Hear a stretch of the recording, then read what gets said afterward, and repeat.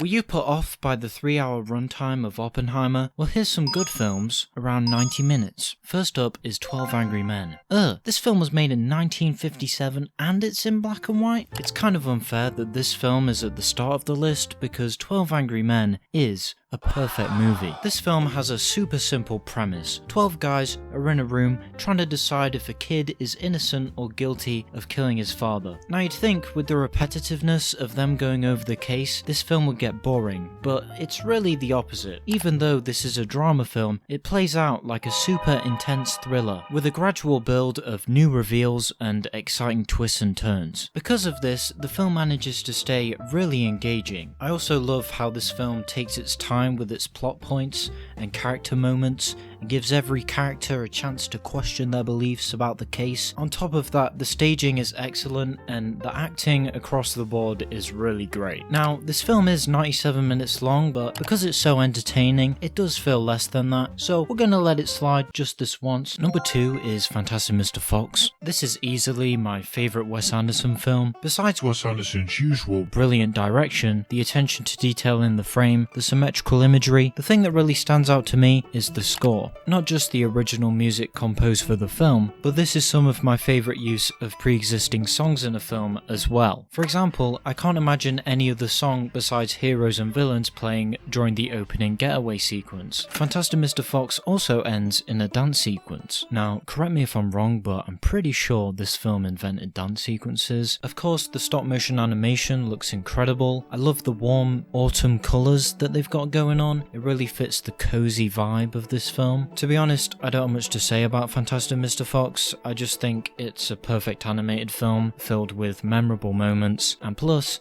this one's under 90 minutes, so it gets bonus points. Number 3 is Come and See. This is a really devastating war film. It is like 142 minutes long. Number 3 is the SpongeBob movie. I wasn't going to put this on the list, but then I remembered it's under 90 minutes and it's actually really funny. I don't have any notes for this one, so I'm just going to read my Letterboxd review. Never misses the chance to be creative, funny, heartwarming, imaginative, or subvert expectations. Not only in its humour, but also in its narrative structure. Apart from anything else, this movie is so much fun, and I had the biggest smile on my face watching it. Stop Making Sense. This is a concert film directed by the same guy who made Silence of the Lambs. Now, I know next to nothing about Talking Heads, but when I watched this, I was having the time of my life. This film starts with an acoustic guitar and ends with a disco. It is impossible not to move during this film. I mean, besides the songs being super catchy, the cinematography is just so good. If Bo Burnham was responsible for making stand-up specials look good,